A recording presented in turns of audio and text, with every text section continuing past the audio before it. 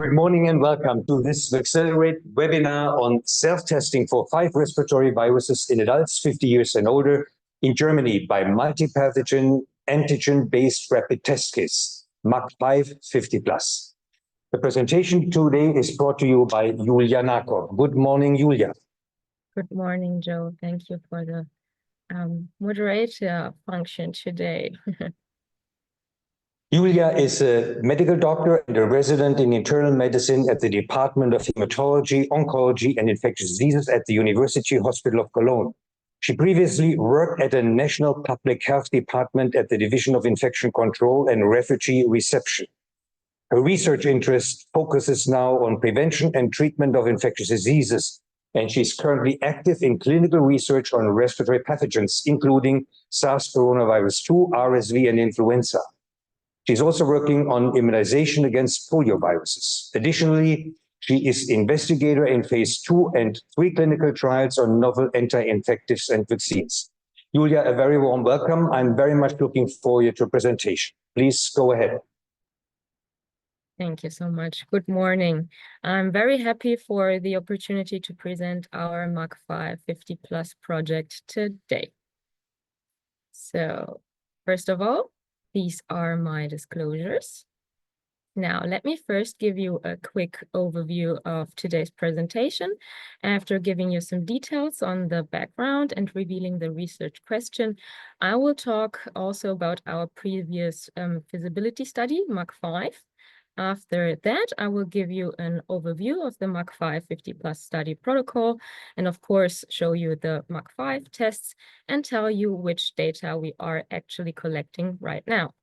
After, I'm also going to share some interim results regarding the continuous assessment of acute respiratory infection so far, and also the first point prevalence assessment before I will come to an end with the conclusion and an outlook, of course.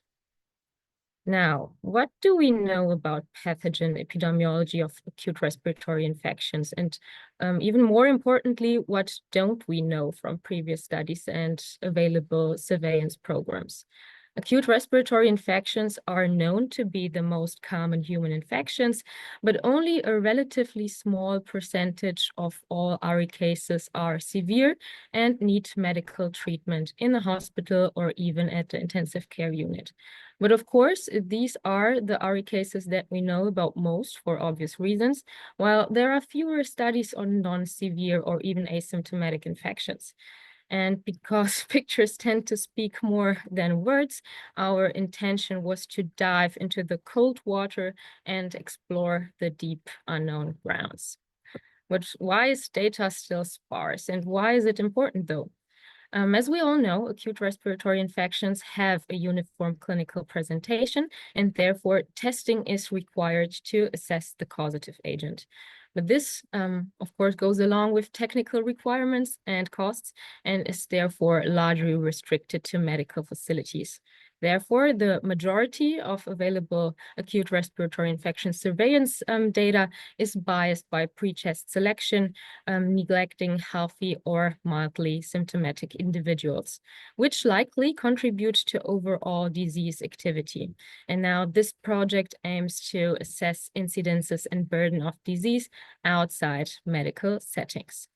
So let me first take you to the very beginning of our MAK5 journey with our feasibility study MAK5, which was performed in the winter and spring season 2022-2023.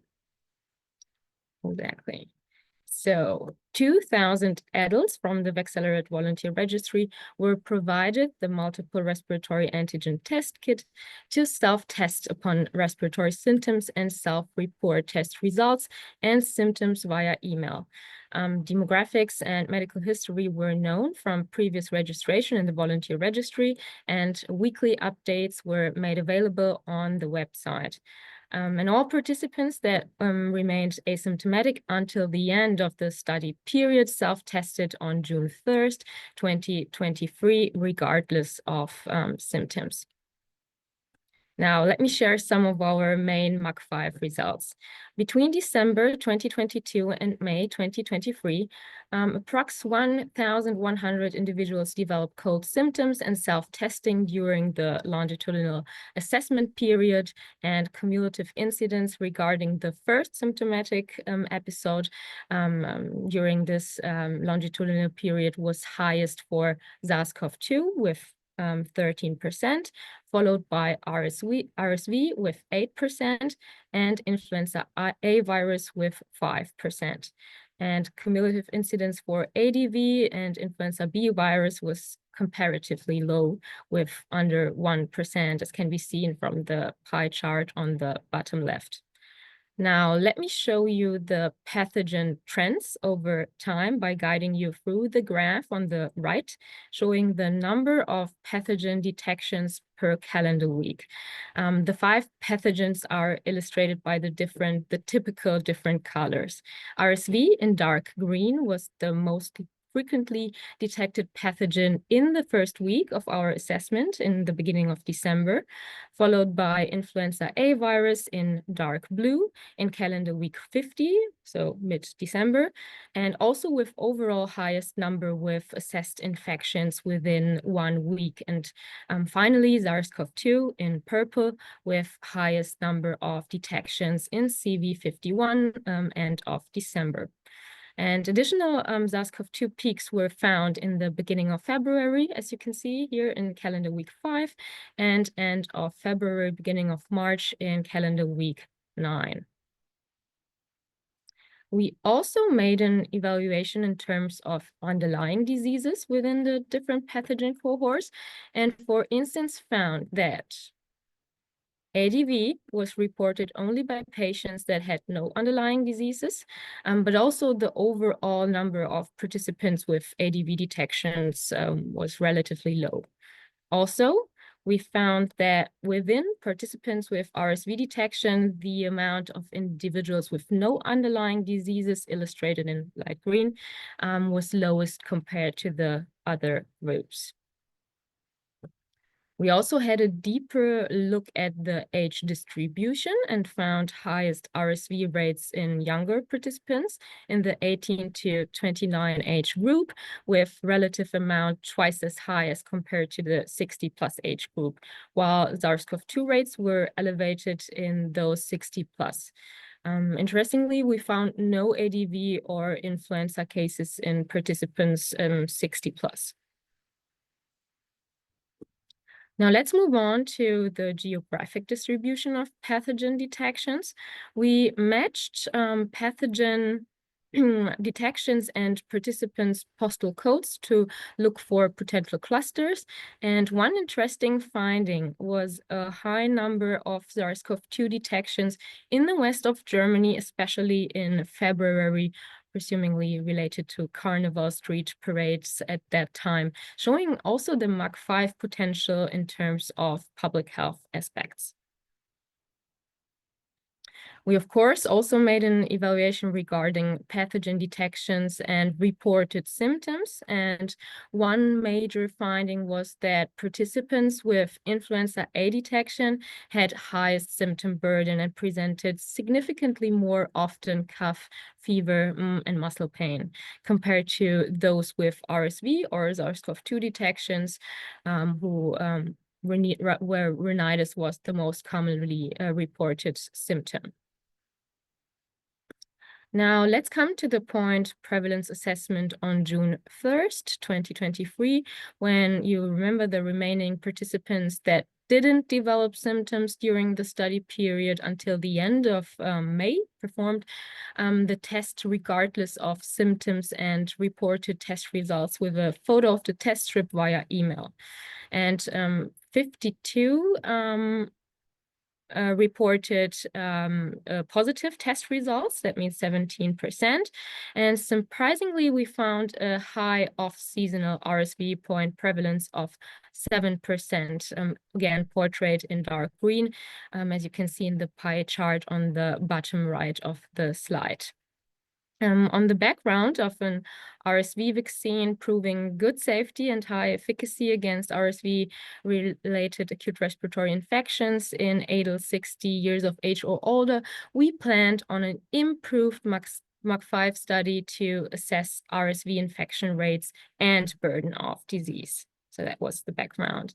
And because of course we learned a lot of we learned a lot with MAK5 and also recognized several limitations during the process. We went for a lot of improvements. The major differences to MAK5 or between MAK5 and MAK5 50+ are that we have more participants with 2,000 versus 3,162 participants. We have, of course, a different target population as we're interested in the older individuals, and therefore we included only participants 50 years or older. And then we have a longer study duration, this time 1 year, and more point prevalence assessments representative not only for summer but also for winter season. Also, we have more ECRF items to assess not only the clinical, so the symptoms, but also the economic impact of related acute respiratory infections. And most importantly, with multiple test kits per participant to really assess all episodes and not only the first symptomatic RE episode, which was the major limitation within MAK5 as the cohort was getting smaller with each test consumption. So how do we do that? Let me guide you through the graph that portrays the different MAK5 50+ elements from the study protocol from left to right. Of course, we started off with the participant recruitment, which was accomplished by using the VACCELERATE volunteer registry. And for the very unlikely event that you don't know about VACCELERATE, this is obviously a VACCELERATE webinar, but just for the sake of completeness, VACCELERATE is a EU-funded research network, also operating a volunteer registry for people that are interested in participating in clinical trials and other research initiatives. So after recruitment and registration of 3,162 participants, we started with the shipment of the test kits end of March. And with that, the continuous RE assessment with data collection and evaluation over 1 year started off. That means that the participants were instructed to use MAK5 for self-testing 24 hours each time after the onset of cold symptoms. And on top of that, they were instructed to use the test regardless of symptoms first on June 1st. And there will be also a second point prevalence assessment in mid-December. So let me finally show you the MAK5 test. Fortunately, everyone learned how to use the rapid antigen self-tests during the COVID-19 pandemic. And as you can see here, the test kit really contains the same elements we know from the COVID-19 rapid antigen test kits. And here you can see the simple test instruction, also same principle as we know from the COVID-19 rapid tests. With one advantage, 5 respiratory viruses from 1 nasal swab detecting SARS-CoV-2, Influenza A virus, Influenza B virus, RSV, and also Adenovirus. Moreover, there is another important advantage. Tests can not only detect one of the 5 different pathogens, but is also able to detect co-infections, as can be seen here with the flow detection in both directions. But having said this, there is also some invalids, approximately 1% so far, and also in MAK5, where there is, for instance, only passage in only one direction. But of course, the participants were instructed to also report invalid test results and upload a picture of the lateral flow device for proof that we have all information about the RE episode regardless. And here you can see the clinical performance for each of the 5 pathogens separately, evaluated by the manufacturer with clinical samples by comparison with test results from the same samples using PCR. And just a short reminder, but I'm very sure that everyone here knows the definitions, no offense. So sensitivity is the probability of a positive test result among individuals who truly have a condition, measuring a test's ability to correctly identify true positives, while specificity is the probability of a negative test result among individuals who truly do not have a condition, so measuring a test's ability to correctly identify true negatives. The coincidence rate, also known as the index of coincidence, is a measure of the likelihood of coming to the same result simply by chance. And the kappa value, or also known as Cohen's kappa coefficient, is a statistic that measures inter-rater reliability for categorical items, taking into account the possibility of agreement occurring by chance also. Okay, now let me show you which data we are actually collecting. First, participants reported demographics and medical history at study registration, and therefore is of course there is also of course the possibility to update, for example, the vaccination status during the process or during the study period. So, and after each RE episode, participants self-report test results and details on the episode online via electronic case report form, not only specifying the nature and duration and severity of symptoms, but also if they needed medical treatment or were incapable of going to work. So yeah, this data is also continuously evaluated and weekly updated on our VACCELERATE website. And if you are interested to follow or just have a look, here I also brought a QR code for you to scan to have a look. But don't worry if it's getting too stressy. I will also show the QR code in the end of the presentation. And of course, everyone knows the VACCELERATE website and can just have a look there. Okay. Participants were also provided symptom diaries and instructions how to fill in the ECRF correctly. The documents are also available for download on our website, and it's also possible to digitally fill in the symptom diary. This was very important to me for people that want to avoid the paperwork or don't know where the paper is. So as this is an online study, I think it's a plus. Okay, what are also advantages for our participants? We have weekly updates with graphics, not only on the website, but also on other social media platforms, including X and also LinkedIn. And there is also, or there are webinars for not only professionals like today, but also for participants where I talk about the pathogens and also vaccinations. So this is also of interest for the participants. That's what was the feedback, of course. And also we have reminder for vaccinations and informational material. For instance, in the beginning of September, we sent off a reminder to all of our participants to don't forget to vaccinate against important pathogens as the cold season slowly started. Now, let me finally show you some MAK5 50+ interim results. Here you can see the participants' characteristics with demographics and medical history reported, including chronic diseases and also the vaccination history against influenza, COVID-19, and also the newly available vaccine against RSV.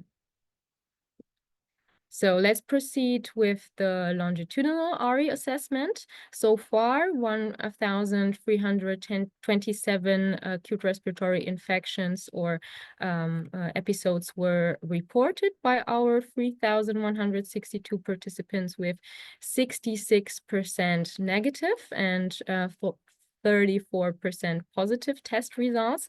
And from the graph, you can see that in the beginning, there was a significantly higher proportion of negative assays, and the high amount in CV22, don't worry, was due to the point prevalence assessment, as this is a combined figure. And from CV24 on, there was a rather high percentage of positive MAK5 assays if you compare the lines. Focusing only on MAK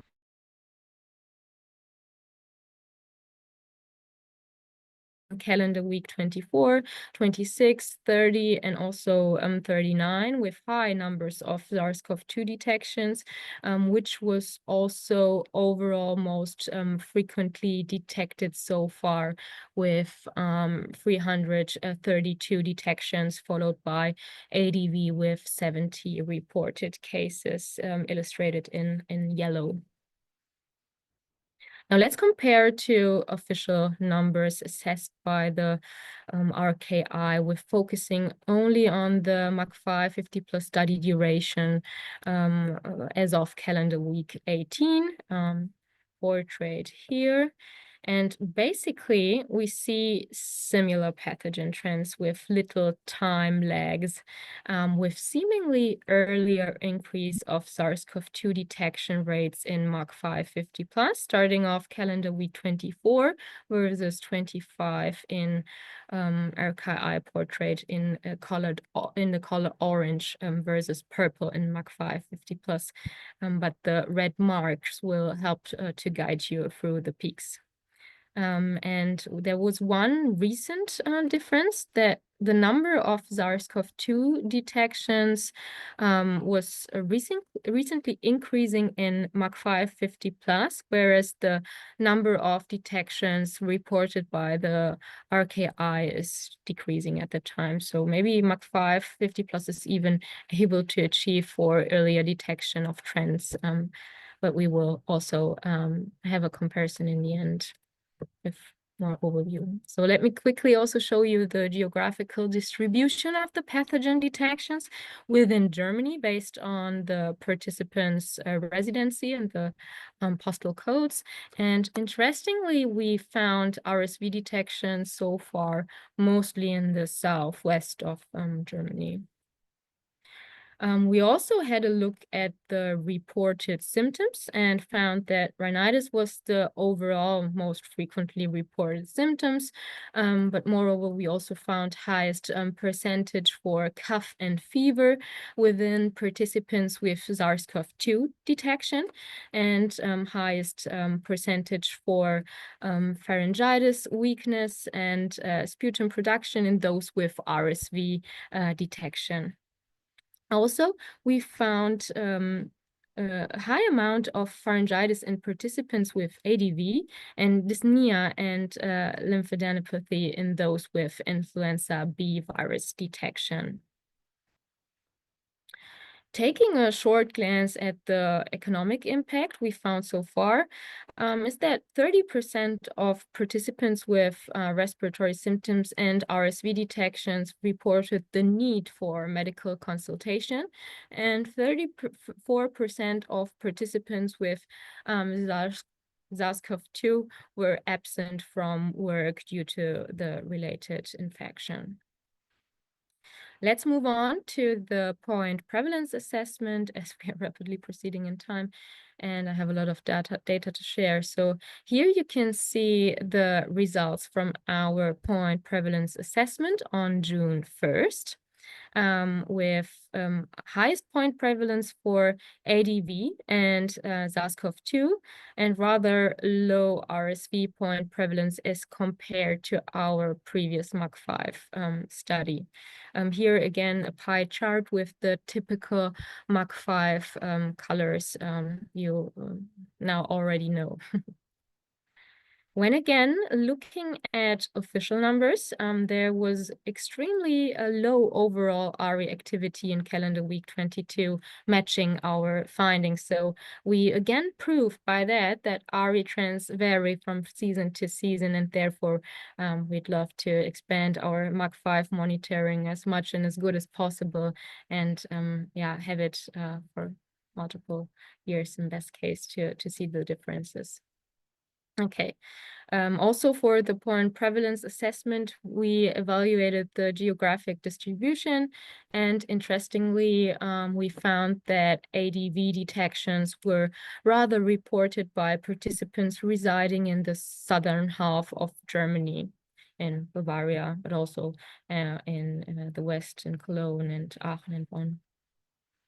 Here you can see also the geographical distribution for Influenza A virus and Influenza B virus and RSV. Last but not least, we also had a look at the reported symptoms separately for the point prevalence assessment. And while 84% were asymptomatic, 16% reported on respiratory and general symptoms. And over 60% of all participants with SARS-CoV-2 detection were symptomatic at that time, with mostly rhinitis, tiredness, and cough.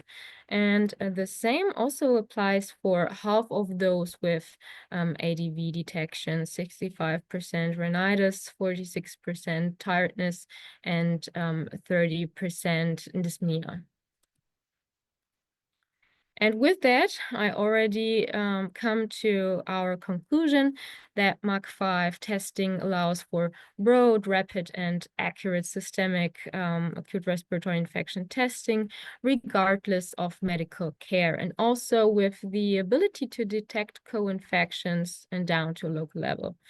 And that each season brings different frequencies and dynamics, as just portrayed, but also that there is still space for improvement again, and for the next study, maybe we are able to add PCR from test liquid to identify also other viruses, as MAK5 is limited, of course, to 5 pathogens, and we are all excited to know which pathogens are behind the negative test results, and of course also for validation, as PCR is a little more sensitive and specific. I think also we all know that, and maybe we can further expand regarding the study cohort with participants of all age groups, maybe even children and youngsters. Okay, and with that, I'm coming to an end, and yeah, I thank you for your attention. I'm happy to receive questions. Thank you very much, Julia. And for the audience, please enter your questions into the chat. Janina already has opened this, so please feel free to enter your questions there. Maybe while we're waiting for questions, I think just thinking out loud, why would anyone test asymptomatic patients? What is the use of testing the point prevalence? I'm surprised you find some positives there, but why? What is the thinking behind this? Yeah, so we know that also asymptomatic patients can spread the viruses and cause infections in maybe immunocompromised patients or also other family members, and do have, or that's what we think, an economic impact on the overall situation. So this is also very, very important. Yeah. Therefore, we wanted also to know what is the situation in summer? What is the situation in the winter, to have a better overview? Yeah. Yeah. I see one question in the chat that is, did you study separately vaccinated and unvaccinated subjects? And would the vaccinated have less symptoms? Can you say something on disease severity by vaccination status? Yeah, so we did that for the first visibility study, MAK5. And we have seen that for influenza, also regarding the symptoms, but for COVID-19, there was no difference between the groups. But it's also very difficult because due to patients not like up, or the possibility to update the vaccination study throughout the first feasibility study, which now is different because we knew and learned from that is that there were quite a lot of limitations regarding the effective answer. So yeah, that's why we will have what I think interesting results for MAK5 50+, because there is a better way of assessing the data, and also we have more ECRF tools, and we also ask about the number of vaccinations and also the type of vaccine. Yeah. I guess this just enters the field for much more research. This is really exciting new way to study infectious diseases.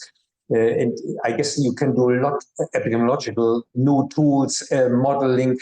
But this opens your data set, opens the door for many new insights. Zoe is asking if you want to discuss your research with local public health authorities and maybe collaborate in the future to track community respiratory tract infections, particularly in the elderly.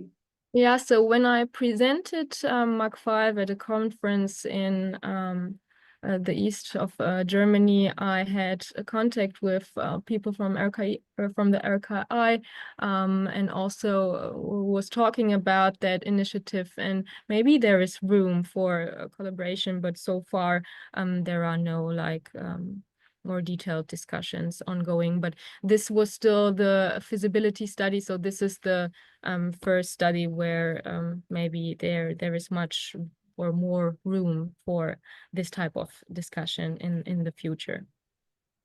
Julia, correct me if I'm wrong. The Robert Koch Institute has a medical offices-based surveillance system.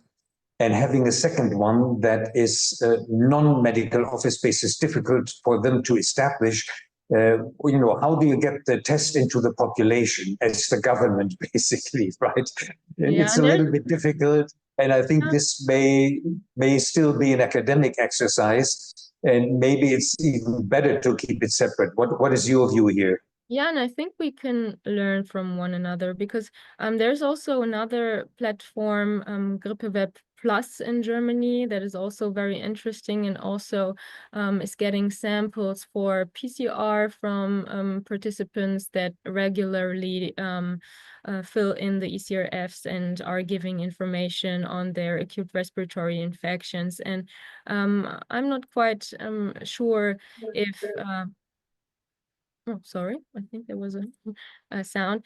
And that's why we also think of introducing PCR for the negatives, as this is quite interesting, of course. And I think what is the benefit for MAK5 is that people are rather motivated to participate and really be a part of that, as they have this MAK5 plus test where they can directly test themselves, and they have an answer and a result in their hands. And I think this is the part where maybe MAK5 accomplished to motivate the participants a little more. So this is my personal opinion on that. So I think this is a big plus of our study. And I talked to a lot of participants, and they were really happy to have these kind of tests in the back office, just to put them out each time they have symptoms, and directly get to know about the pathogen or not. But yeah.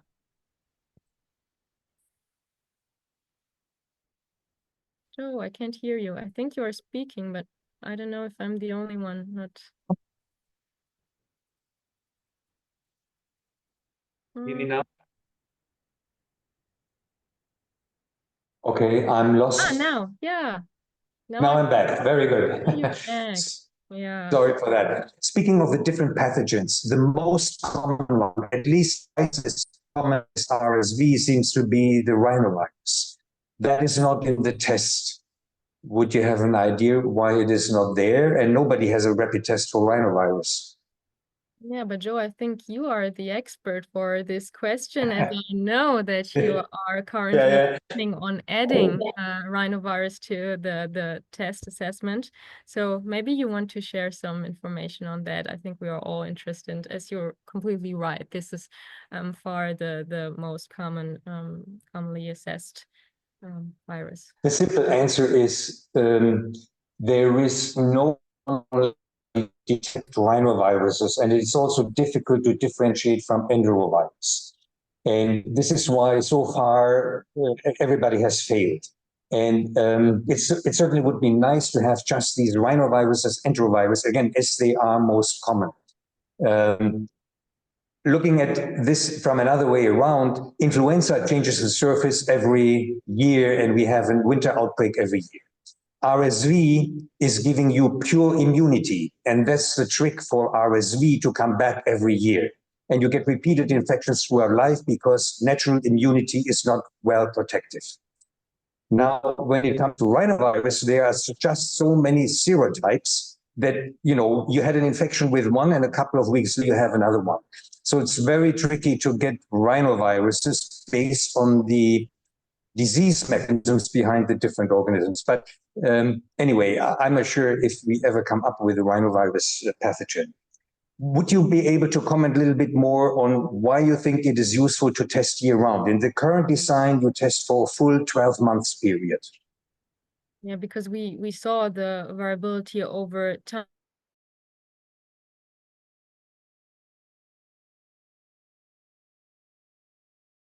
This year, exactly on the 1st of June, we had no or rather low RE activity. It's important to know that also some pathogens have a cycle of 2 years, and for parainfluenza, for instance, and it's important to see the patterns to make assumptions on the coming waves of infection. So I think there's a lot to learn if we have a look at the wholesome RE activity during a full year and maybe even longer. I would suggest to implement such a surveillance system for continuous assessment all around, right? Yeah. You very nicely showed that RSV and influenza in summer. And this is very important just to understand the epidemiology, to know what is going on. And people travel these days with cruise ships. They come by airplane from the southern hemisphere. And you may find influenza in summer just because you live close to an airport or because there are infections that are introduced by travel. Anyway, there are very good reasons, and I think you nicely summarized this. There was one more question. You saw people with COVID are more absent at work.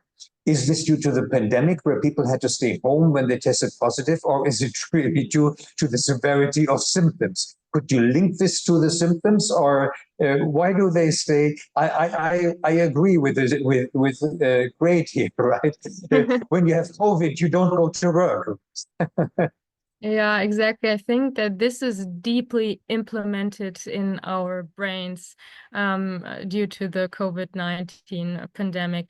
As we have seen in MAK5, that highest symptom burden was for influenza, and that the most part of people had rhinitis with SARS-CoV-2 as well as those with, let's say, ADV.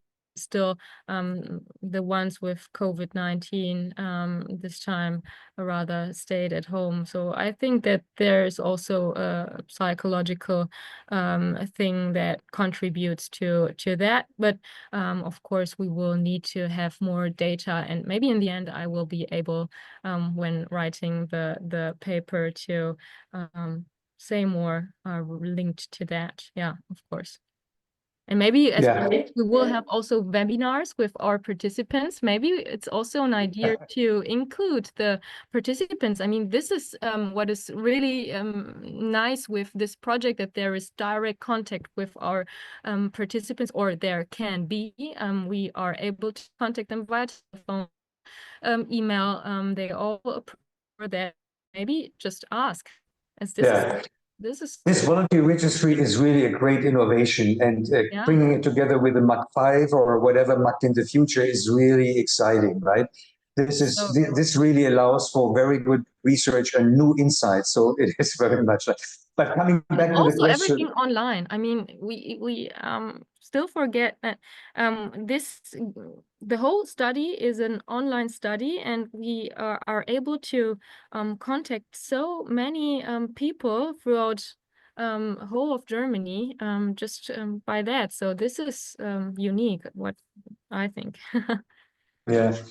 Still looking at your charts, I would say that that there is no equal distribution throughout Germany, right? It goes a little bit to the Cologne area, right? This is where you find most cases. If I look at the dots on the map, it is largely the Upper Rhine area, Lower Rhine area.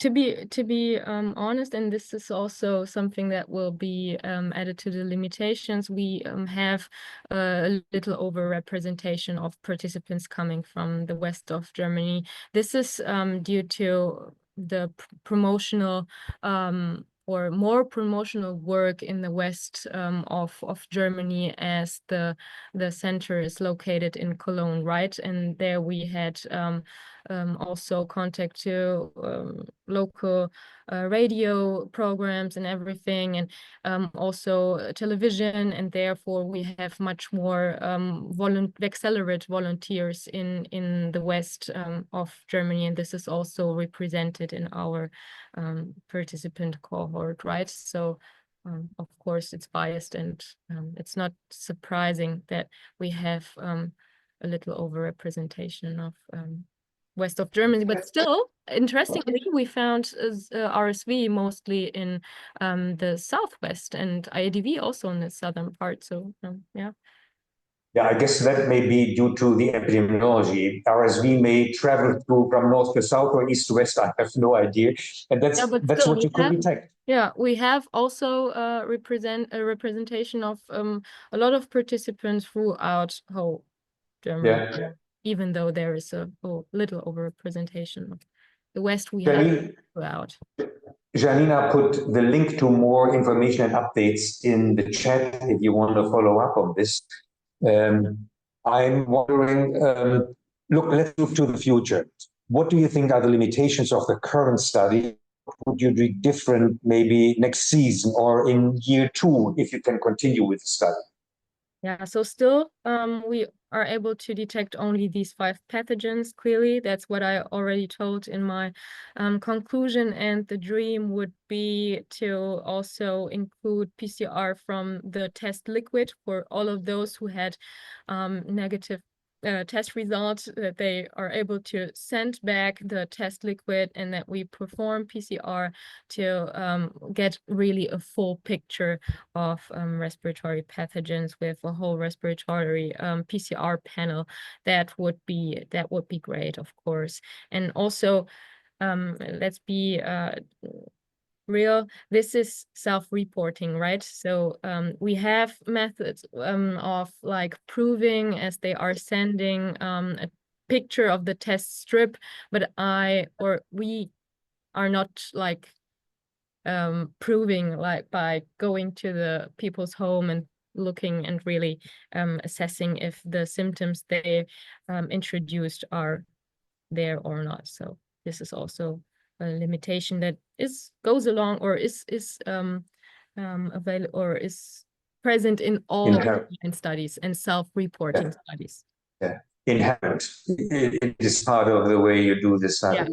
Yeah. It has plus, but also, or pros, but also cons, and we know that. Would you plan to evaluate, or would you have an idea how one could find out how compliant patients are with using the test? Is there, I mean, we cannot check if they have symptoms, right? We cannot give them a call every day, are you sick today? No, I mean, these are 3,162 participants. we cannot call them every day, but Yeah. still what we saw also in the feasibility study where we had contact to each and every one of them via email, that reading accuracy from the test result and the photograph was 100%. So people are able to read this tests accurately. So this is the one that we already checked. And also this time there are students behind that check every photo and the test results the people ticked to really have a proof of test results. So this is not just ticking a result and then we say, okay, that's the pathogen that was detected. We check. Yeah. I have no more questions from my side. I see no questions in the chat.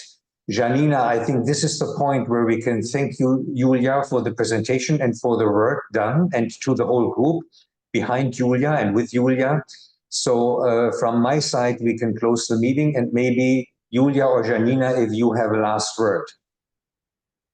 Yes, if you don't mind, then I would also like to thank you, Julia, for this very interesting talk today.